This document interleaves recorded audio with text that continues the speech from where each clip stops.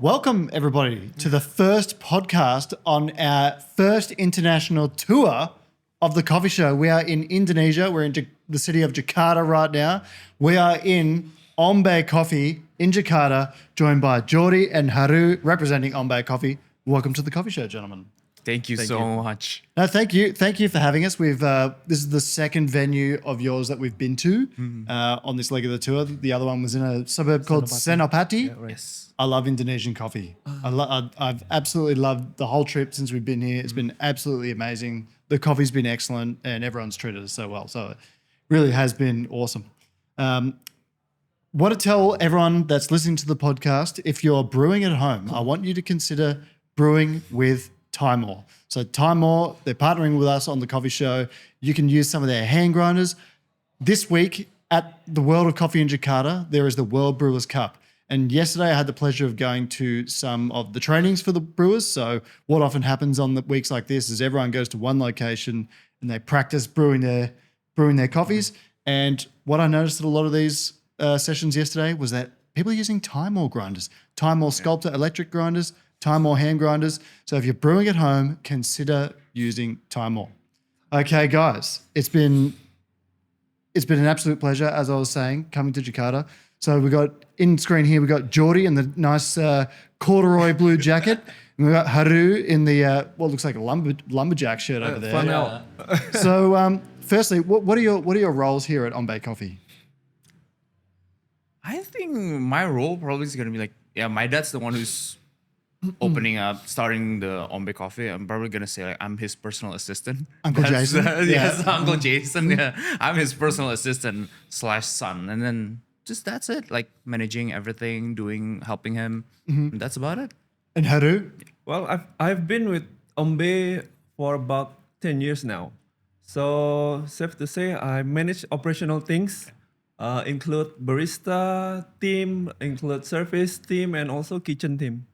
Kitchen as well. Kitchen as So well. a bit of a Yeah. jack of all trades. Everything. Like he's way longer than me. All right. Yeah, he's been here first time. I'm like, he's more senior than me. So he's the real MVP. Oh yeah, Kevin Durant style. yeah. Both are. I like that. He's the original son. I'm the second son. So how did you both become interested in coffee? Ooh, I think Herru might be talking for some. Like, Well, actually, my first encounter with coffee since my elementary school. Since my parents always drink coffee before they go to work, and I try take a sip or two. So it started there. So it becomes like love, Yeah. and I always remember my parents, my both mom and dad when I drink coffee. I think it's first my encounter with coffee. That was your first encounter with coffee? Yeah. In elementary school? Elementary school. Start them while they're young. I like that. that is so different from me. Like I usually drink Starbucks. Like in the States, I always drink Starbucks every single day, and I loved it. And then when my dad started this, my mom's the one who's like, at first he wanted to start with a tea house, a tea shop. And my mom's the one like, okay, you shouldn't do tea shop, you have to do with coffee. So I started to be like, hey, what's coffee? Like I don't drink coffee. I usually drink Starbucks, like not non-coffee. I love their matcha latte, those kind of stuff. But then I was like, I asked my dad to be like, hey, can I try to take some courses back in the States? And then it was interesting because coffee actually at that time I was like, it's supposed to be only bitter. But then after learning about single origins, Arabica, Robusta, it turns out like coffee can taste very, very different. Absolutely. You have like a range of taste.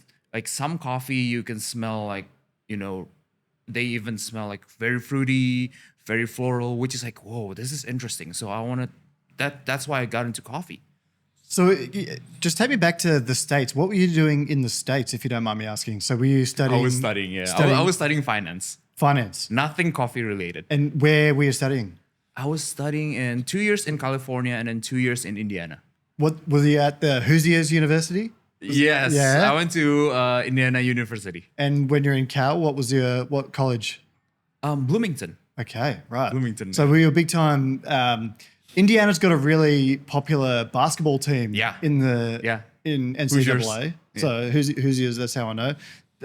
What were you doing before you were? Did you have another job that you were doing before you got Well, into coffee? I did a lot of things. I've been a lecturer. Lecturer. Yeah. In what? There's this school actually called Academy Secretary for Secretary Okay. School. Yep. I've been lecturer, and then I Yes. did like import division, and then I also did the like export division also. Okay. I did a lot of things. Retails. Yeah, retail, innovation also. So Education I retails. did And a also lot the of Thai things. tea. Yeah. I have my own He, business. he sold Thai tea before. High tea. Yeah, Thai right. tea. Yeah. Thai tea before I joined Ombe and Uncle Jason, I sold Thai tea. And you were working at Citibank as as an intern in as an treasury. intern. So what did that see you do? Like you were trading currency or? No, I was just only helping the administration stuff. Nothing fancy like those kind of stuff. Okay. So after graduated, my dad asked me to get back home, and then I got into Citibank, and then for some reasons happened, I quit my job, and then started helping out Ombe. But then during helping out Ombe, my dad and my mom asked like, "Hey, you shouldn't be a barista. You have to try to get a job." Okay. I did try to get a job, but it didn't work out. But I it never slowly got it. morphed into you running your dad's Yeah. now growing business. Yeah. Right. It's fun. Like doing coffee F&Bs. It's actually really fun. So your dad's the founder of Ombe Coffee. Yeah. You've got 15 stores now, 13 stores? 13 stores, yeah. 13 stores with more on the way. What was your dad doing before he started Ombe Coffee, and what was the reason that he wanted to get into tea and then coffee? So basically, he was doing coal. He's in the coal industry. Coal industry. Yeah, So for a like, while. Yeah. yeah. And then he was going to retire. Then he was thinking like, okay, he's gonna retire. He's gonna do like a tea house because he wanted to relax during his old times. That's what he was thinking. And then my mom, the one, as I mentioned, she was like, okay, you should do coffee because my mom's the one who actually drinks coffee. My dad cannot drink coffee. He cannot take caffeine, so he's very only until what 2 in the afternoon. That's his maximum now. So my mom's the one who's like, she loves coffee. She can drink like 5 cups Okay. every single day. And then he was like, okay. Then he shifted to coffee. And then during that time in Pluit, there's no specialty coffee shop, right? So he was trying to be like, okay, there's this weird beans he can introduce to the area. So he's trying that. So he tried that. It's always like we all had flat white just before we started the podcast on the Ethiopian supernatural beans. Yeah. And it's always good introducing someone to a coffee like that because a lot of people in specialty coffee might not necessarily like that coffee, but when you give it to the average person, I think they really notice it. Yeah. And it's kind of what you were saying before, like you're finding out about single origin coffees and it's once you're down the rabbit hole, you can't really stop. I think. During the first year or so, a lot of people thought that our coffee is really bad because it tastes very fruity. So they thought, oh, the coffee is actually like bad. It's not your regular kind of coffee, like bitter, very dark roasted, heavy in body. But then a lot of people notice there's this one thing that a lot of people notice is that they don't have the stomach ache. Because usually if you drink Robusta at that time or traditional style of kopi tiam, a lot of people thought, oh, if you drink this kind of coffee, you will have like gastric acid, gastric reflux, right? But then when we introduced the Arabica beans, a lot of people say like, hey, I can drink this coffee without any problem. So that's why a lot of people started to enjoy like Arabica beans. Yeah, right. It's I've never really had too much experience drinking Robusta coffee. I got into coffee and then was mostly in specialty, but I can see what you're saying. Like the impact, like obviously Robusta is more heavy on caffeine. It's like the impact on your body would be greater. Can I ask, what does Ombe Coffee mean? Ombe Coffee. What does the word Ombe mean? Ombe in Javanese, it has meaning of a drinking. Yeah. Drinking. Java, yeah, in Javanese, Java in language. Javanese yeah. language. So basically, in Java, when we say like, "Oh, drink coffee," it's ngombe. So it's ng in front, and then we just remove the ng to become ombe. Ombe. So it's actually ngombe kopi. Ngombe, gitu. Ngombe Drinking means coffee, drink. yeah. One thing I've noticed while I've been here, I want to get into a bit of the Jakarta coffee scene now. So the Jakarta coffee scene seems to me crazy. Like I thought that Melbourne was busy with coffee shops. They're opening up all the time, and it is, but this is on a whole new level. And we were talking about this briefly before we started this recording, is that there is such a big coffee drinking population here. I think the population of Jakarta is like, what, 20 million or something? 20? It is huge, yeah. It's growing. It's like the size of the Australian population, pretty much. So yeah, tell everyone, one of the goals of this show is that we want to travel to other countries and kind of break down the barriers and explain to people what other coffee cultures are like. So could you explain to everyone that who might be listening from wherever they are, what is the Jakartan coffee scene or the Indonesian coffee scene like?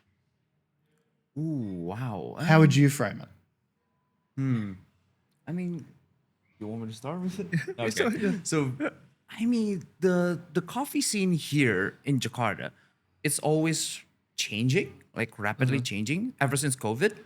A lot of people trying to find what kind of style fits with the current lifestyle right now. So because of the global information is very quick, like as I mentioned before, with TikTok, social media, Facebooks, everything, like a lot of people got more information. So a lot of people are trying to do more new concepts. For example, like VC-backed coffee shops, Tomoro Coffee, and then Kopi Kenangan, and then the one who got recently IPO, Fore Coffee. So there's a different style who are backed by venture capitalists. And then there's also like newer style. I mean, you've been to their place before, Jago Coffee, Yep. and then like people are riding bikes and then serving coffee right outside probably your house, those kind of stuff. So a lot of different styles of coffee are coming in. But then we're still trying to figure out, okay, what's the best kind of concepts that that a lot of people like, because Jakarta is like moving very rapidly. While outside Jakarta, probably you went to Bandung and Bali, it's different. So the difficult part in having like coffee shops or any kind of F&Bs in Indonesia is like different places have a different style, different preferences. So very, very, very difficult. Haru, what would you add to that? You're on the front lines here. You're doing a lot of the operations for Ombe. yeah. Picking up from what Jordy just said, what do you have anything to add to? Well, I think everyone has their own preference of coffee. So, the market is growing. The market is growing. The people is also drinking coffee is also rapidly changing, and I think we can provide. Everyone have their own preference, and I think also We have to adapt more. yeah. We have to adapt, and also we thinking we're right now serving coffee, adjusting with people preference, people preference. Yeah. So there's no one coffee is better than others. Yeah. I think like that. Yeah. Yeah, well, we've been to a few places like Kurasu over here. Yeah. Obviously, Common Grounds. Went to. I even tried a Kopi Kenangan the other Kopi day. Kenangan, We caught the whoosh train to Bandung. Yes. Might I say that whoosh train was awesome. Yeah. We've been wanting to have something like that in Australia. So whoosh is like the, I guess, a bullet style train that's Yes, ultra yes. ultra fast for those listening in. And it finished construction here 2 years ago. And so what would usually be like a 3.5, 4 hour trip to Bandung took 30 minutes. 30 minutes, yeah. And it was very, very good. But anyway, on the platform before I got on the train, I got a Kopi Kenangan. Wasn't too bad. I didn't think it was too bad. Like it's more of a sweetened sugary drink, but like very affordable and drinkable as well. Yeah. So there's a lot of range for the coffee industry here. Like from, let's say, like you can buy a 9,000 rupiah, like I don't know how many, 60 cents, I guess. 60 cents for 9,000 rupiah. Australian Sound about dollar, I right? guess. Yep. 60 cents on the street, and then until you get a very high prices of coffee. Very, very huge market. So how do you feel like you're in competition with businesses like that? Because you could make the argument that like the customers that go there and the customers that come to a place like this, they're very different. Do you ever feel like you're in competition or not? Yeah.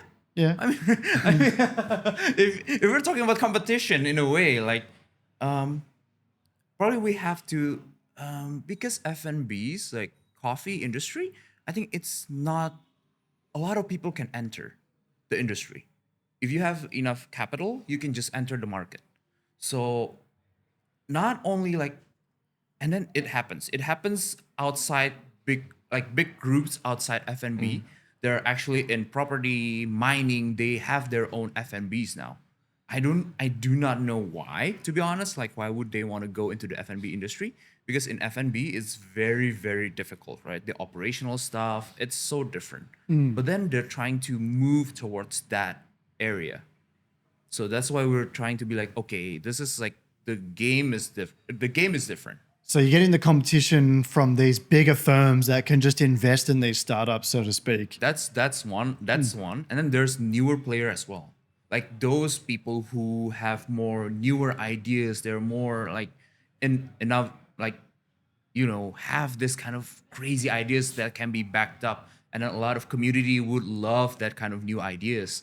While those like some players like we've been in this industry for about 10 years, right?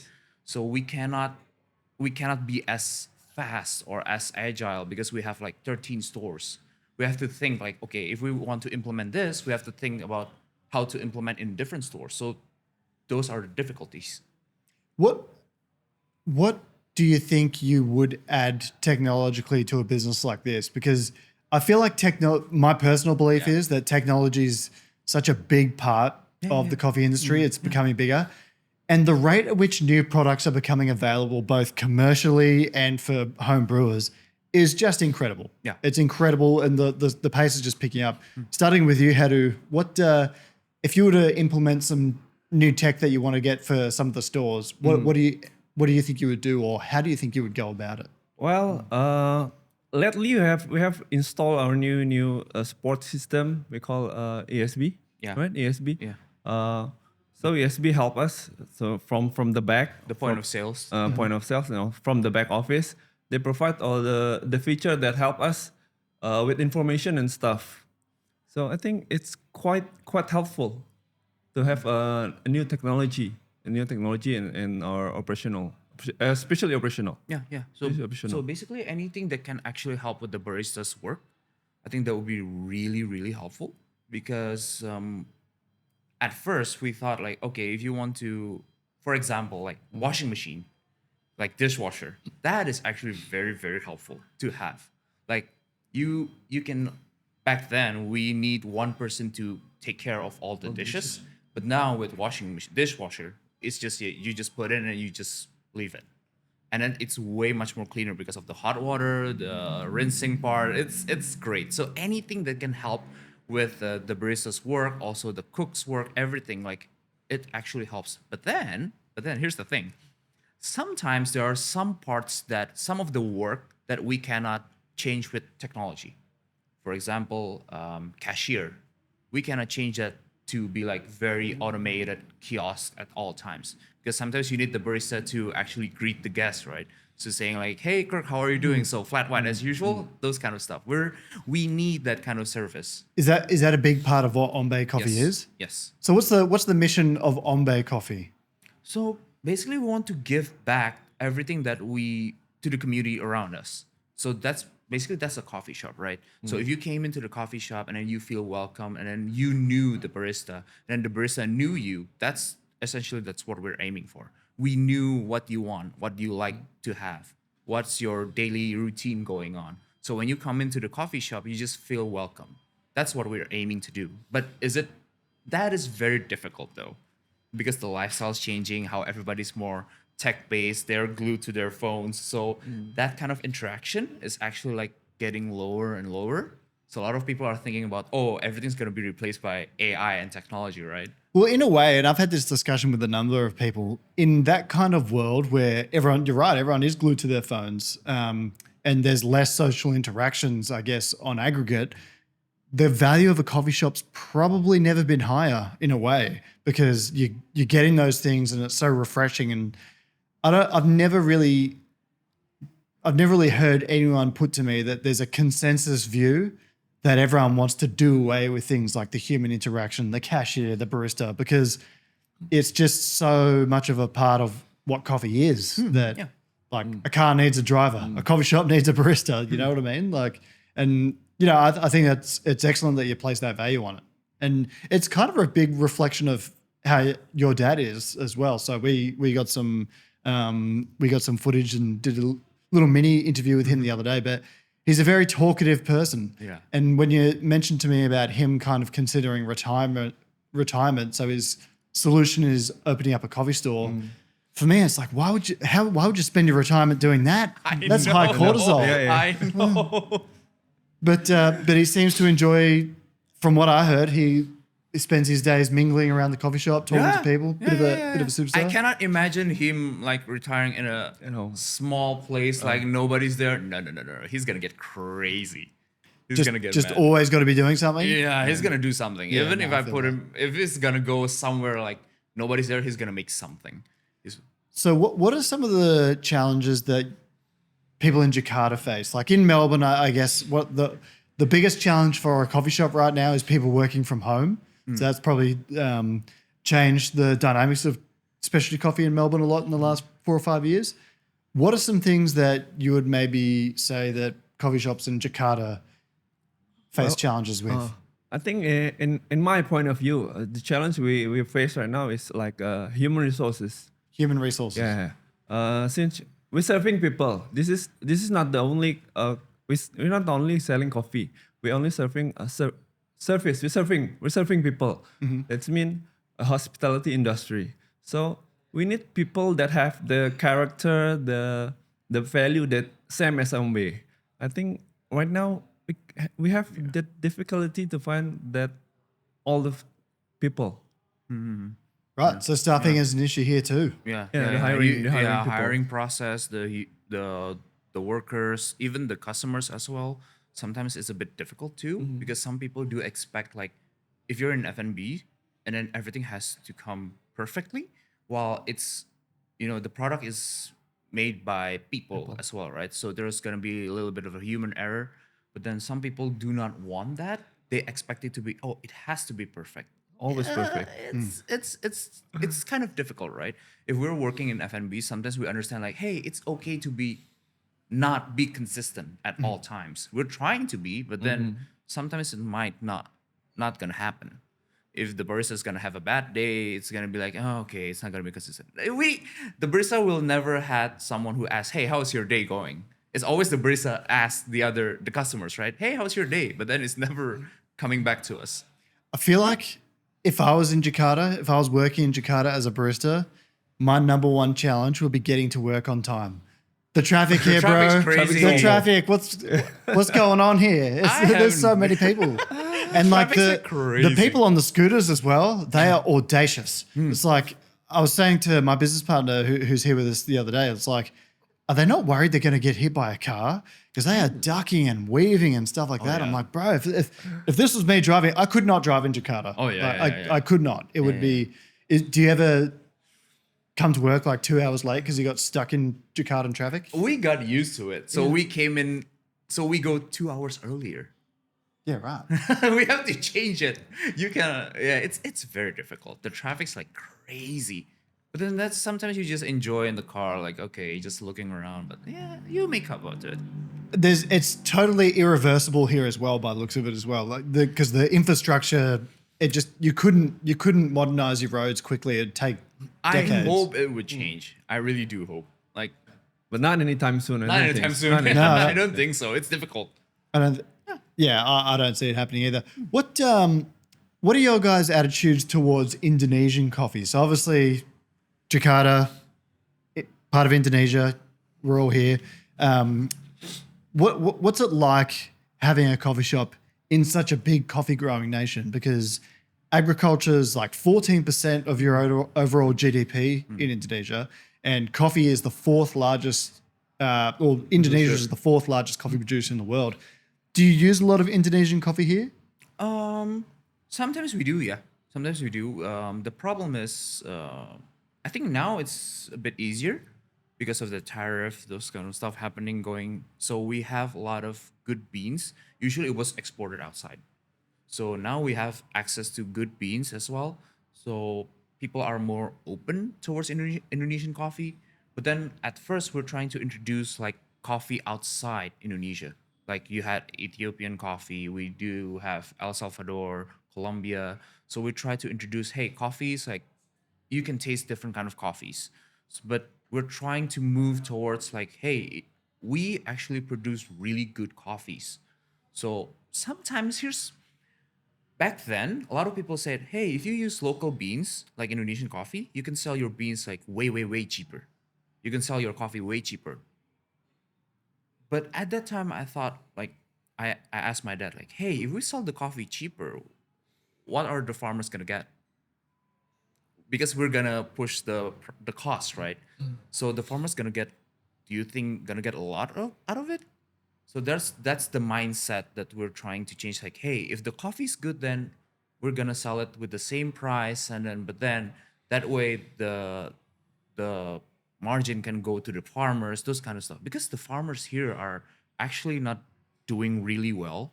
That's we haven't been to different coffee farms here in Indonesia because we want to go there, but then there's a lot of issues behind the scenes. Like what? Sometimes the culture here, sometimes a lot of people do not want to be very open towards like changes. So some people, yeah, change isn't something a lot of people doesn't like.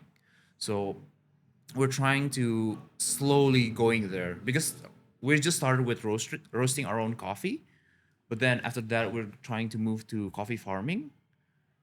But what I've heard, different. So we have Java, we have Sumatran coffee, we have like Papua, New Guinea, and then Flores coffee. Every single area have different cultures, and then different kind of work ethics. So that's the difficulty.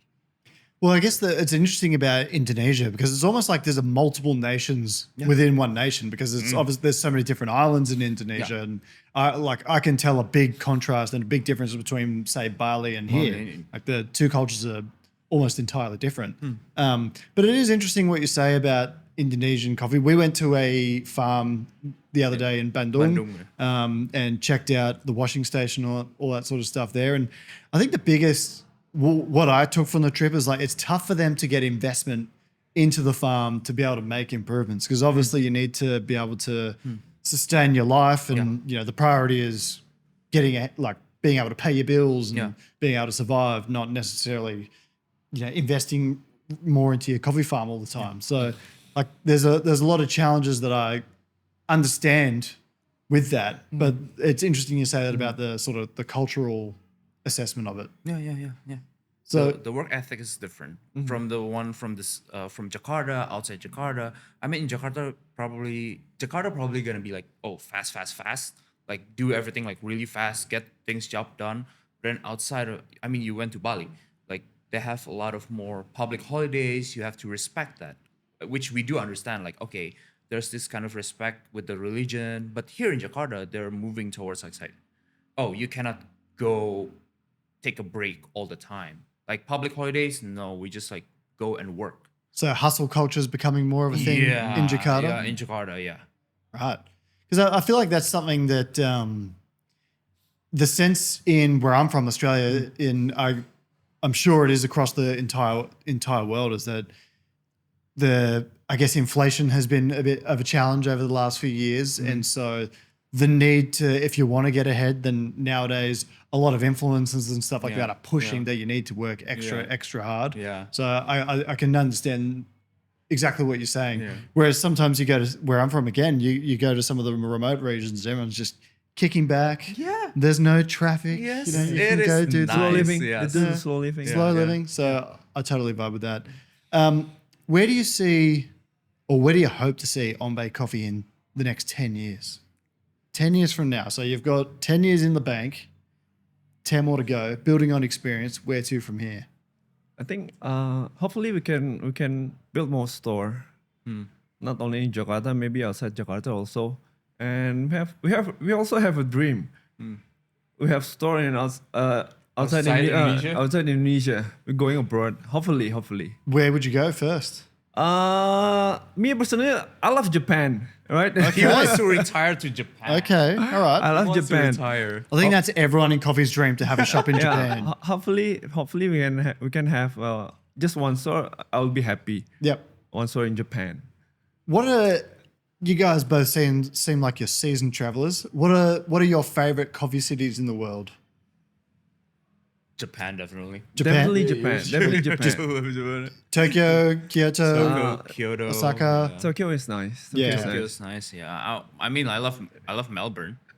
I mean, I never been to Melbourne. yeah, you. Mate, you'll have to come. You'll have to come. Yeah, I You'll love plan it. to. I plan to. Melbourne's Visit. amazing. The coffee culture is like crazy. I was like, everybody just enjoys coffee. Like they're willing to wait. The coffee's great. Oh man, that is fun.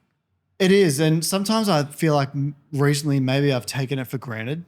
I feel like maybe there's a lot of other coffee cities that are catching up, which I still think is true. But maybe I've just been there too long. Maybe I'm getting a bit jaded. But it is a pretty wonderful place to make coffee, Melbourne, and we're kind of having this challenge right now where everyone's too scared to raise their prices, for example. Oh, But yeah. the need to do it's never been higher. So not only for the coffee farmer, even though the dynamic of that's probably changed a little bit in the last year, but also for the sustainability and the viability of the coffee shop itself. So it's like almost a little crisis in Melbourne at the moment, I guess you'd say, where I see. shops are struggling to back themselves. We're implementing a price rise in the next week or so, and we'll just have to see how it goes. But Yeah, the cost is still going up all the time, right? Every year the cost is going up, and then yeah.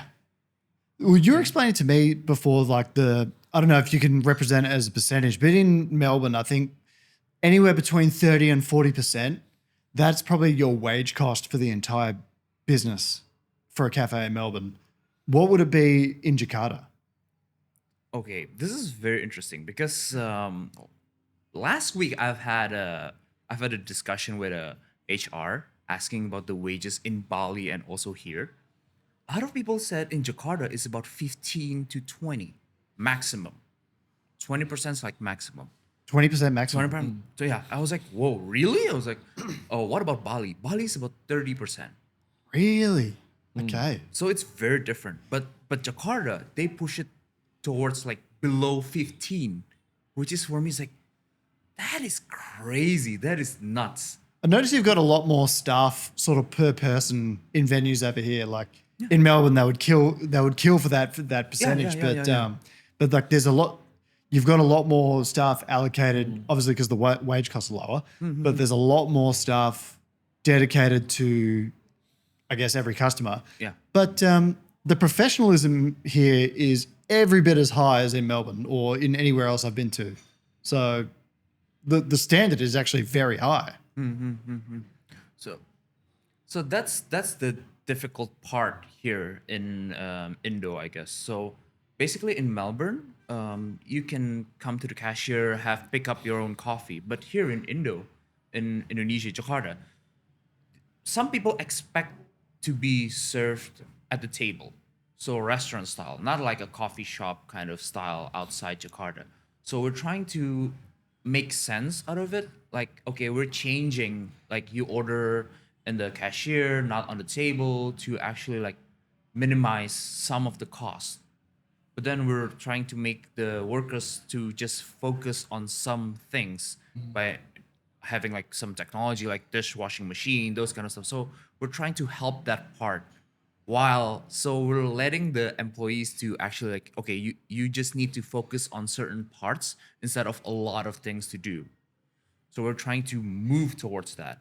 It is difficult though, but What's been the biggest challenge for you since having Ombe Coffee? Like every city has its biggest challenges. Maybe it's like I've heard flooding can be an issue in Jakarta from time to time. Like yeah. what are some of the biggest challenges you face? wow, challenges. Flooding, and then like there's a huge riot all the time. Riots? Yeah.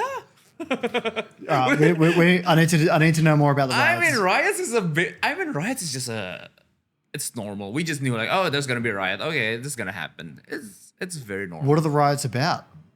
Anything. Okay.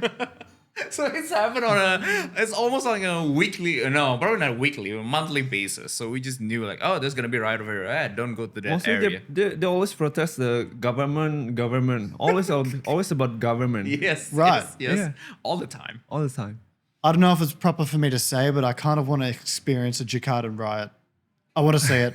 Oh. I want to see it. Like, I mean, like. Melbourne's earned the moniker of being the protest capital of the world. We get protesters pretty regularly. I mean, they just block trams and do their thing. Yeah, there we go. But riot sounds like it's up a level. You know, you guys have got It's a notch another above level. us. Yeah, yeah, It's yeah, another Okay. level, yeah. So are they like breaking buildings and stuff like that? Yeah, or- that happened once. Yeah. Always Okay. happen.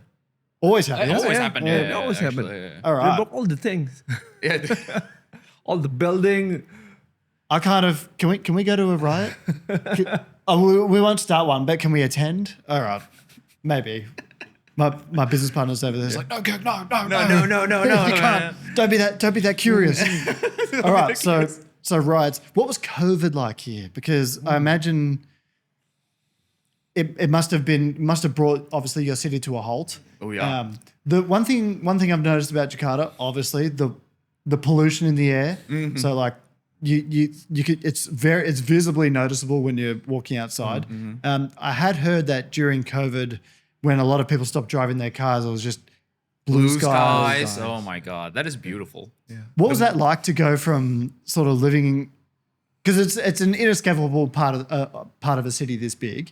So what was it like going from living like that to experiencing the sunlight daily? I mean, that's the good thing about COVID. I mean, you go out and you can smell all the fresh air. It is beautiful. But then, if you're talking about the coffee business, oh man, it is tough. Yeah. It is really tough. So was it just business almost completely stopped, or? Yeah. Yeah. Everybody's just like very afraid to. At first, I think it started on March for Jakarta, but it was the rumors are starting on January. So everybody's like expecting, oh, it's not gonna happen here, it's gonna go away. But then when it actually hits, everybody's just like, okay, we have to get out. So that happens, which is like the good thing is, which blue skies, everything's like amazing. You go out of the house, you're just like, oh my God, it's so good. No traffic. Yeah. It's beautiful. But Was then it must have been huge, the contrast. yeah. But then the problem is like during that time, like nobody comes to the cafe, right? So we have to start thinking of okay, what ways that we cater to our customers. So that's the biggest thing that we need to do at that time. And everybody's like, and then a lot of people got laid off, right? They just got cut off. So, but then all the employees here, they're asking like, okay, we're still willing to work. So we're thinking, okay, we cannot let them go. And at the same time, we have to keep ourselves like, we need to survive, essentially. So we keep reaching out to the customers like, okay, do you need something from us? Can we help in any kind of way? So that kind of stuff like keeps us sustained during COVID. It was a disaster when COVID hits. But luckily for us, we have a very good relationship with us customer. We call them as people of Ombe. Yeah. So that relationship helped us when during the difficult times. They support us all the way until now. I think until now.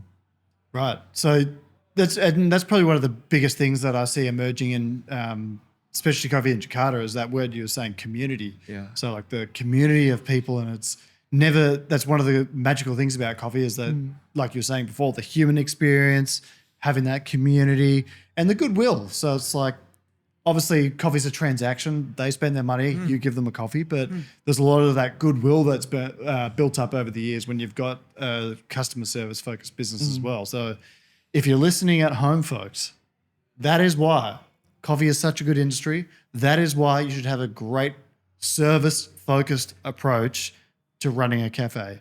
I want to ask you before we wrap up the trends that are emerging in Jakarta, or in Indonesia, because my understanding since I've been here doing a bit of research, TikTok is massive. Yeah. TikTok is massive. Now it's big in Melbourne too. I mean, it's big everywhere, but I hear it's just totally taken over the coffee scene here. So explain a bit of that to me.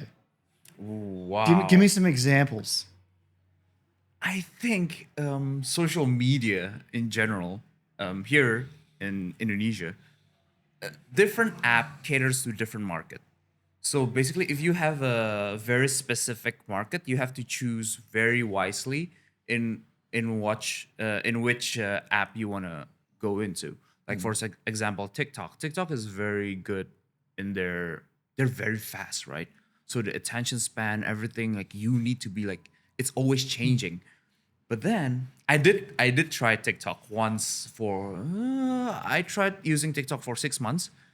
Oh man, I was like my mind's like changing. It was like really fast. And then now I was like, okay, I'm deleting TikTok and I'm going back to Instagram. It's a bit slower, I guess. Is really like, okay, I can relax a bit. So that way I do understand like, okay, what kind of customers are in TikTok and what kind of customers are in Instagram. That way you can choose like what's your brand essentially. Ombe is like moving towards which app. So basically that's it. Like Man, I'm too old. I can't keep up with the TikTok. Once you hit 30, man, it's like it's hard. You're right. I feel like I have to choose one, and I can only keep up with one. yeah, you cannot choose both. And then if you choose both, you're gonna move towards like, oh whoa, this is different.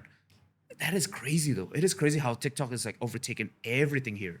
Everybody just loves TikTok. Well, I went for a walk in suburban Melbourne a few weeks ago, and I saw this massive line around the Easter long weekend that we had.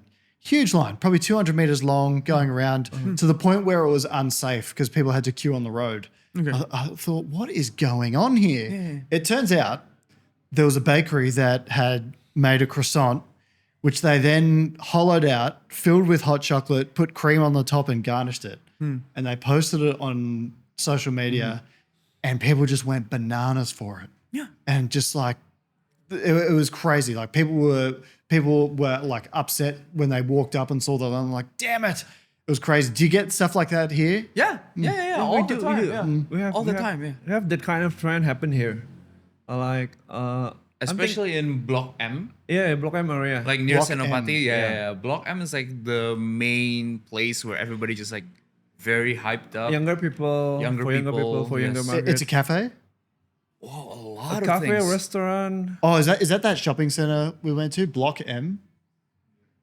Nick, okay, right. Nick Kurisu, Yeah, right. yeah. All right, we might have to pay a visit to this Yeah, block. go. It is huge. Right. But then back like what's your brand? Do you want to open up in a social media settings? Like what makes the customers come back, right?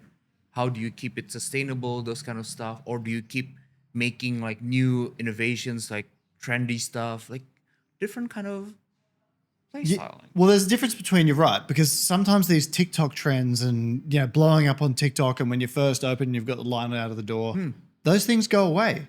And so you're right, you need to have those things, that continuity, that community, that connection, and that consistently good product. So sometimes you might, I look at other cafes that go viral for some matcha drink or whatever, and I think, damn, I wish I had a line that big, but things change, after a few weeks, people, there's something else that they get attracted to. And Social media is really good if you want to get like new people to come in. But then essentially like what you need back again is like something that keeps making people coming back every single day or every once or 2 days a week. That's already good enough. Yeah, and I totally agree. It can, you got to play the long game sometimes in coffee. Yeah, I know it can be hard. Yeah, it is gotta- hard. It gotta is have that difficult. patience. Sometimes when you saw like other shops being like very, very packed, you want to, I wish I want to be like that. Can I do that? I'm like, sometimes it doesn't work that way. It's just like, you want to, but it's like, it's their part. But I think our customer is more like mature people. Yeah. So we aiming to sustainability business. Yeah. So yeah. we grow organically in almost 10 years. Yeah, Almost 10 years. Yeah. So- And some customers might not like it. If we have like some people if we make it like a huge deal in TikTok or Instagram, and then a lot of people come flooding in, the regular customer probably like, what's going on? Like, what's happening to this place? Yeah. Like, it's changing. I don't like this anymore. Sometimes you have to choose between your regular customers and also the newer customers, right? Which one are you prioritize? So if you're going to become a TikTok guy yourself, will I see you later on in there just going, Oh my phone? god! Doing these I ones? don't think I can do that. Oh my god! Even with podcasts, I'm like nervous. But TikTok, oh no. oh, you never know, it might happen. That's true. Look, I've got time for one more question. So I want to ask, what do you guys want people around the world to know about Ombe Coffee and the Jakarta coffee scene? About Ombe? One And thing about that we haven't Jakarta? spoken about. Wow. I want an answer from each of you. Wow, I can't. Okay, you first. I'm trying to think of it. Let me think. I think Ombe Coffee is not just about coffee. This is family. This is family. This family. Not only just a family business, but this is a family. We try to connect with all people, all our customer. We have built our community. That's why they help us to grow bigger and bigger. And I think coffee in Indonesia is growing fast, rapidly fast, and we also have a good quality of coffee. Not only In Indonesia. Excellent. It's been Yeah, been excellent. we have Flores, Aceh, and others area. True. We have good coffee actually. Yeah, in We have Indonesia. good coffee. Yeah. We try to with our roastery. With our roastery, we try to bring that coffee to the people, our customer. Yeah. We hope we can achieve that with our roastery. Okay, yeah. I mean, I'm gonna say everything, and probably it's gonna be like more business perspective, I guess, for Ombe, for everybody's like doing coffee, everything. Just to remember, like everything is based on humans. Like our customers are human, our workers are human. So focus on that instead of, sometimes I've heard people like being like, okay, it's all about profit. But then you have to think of a way that, hey, we're all humans. We make mistakes. We need to think of what every other people needs, the customer needs, the employees, what they're needing. So focus on that, and then I think you'll do well.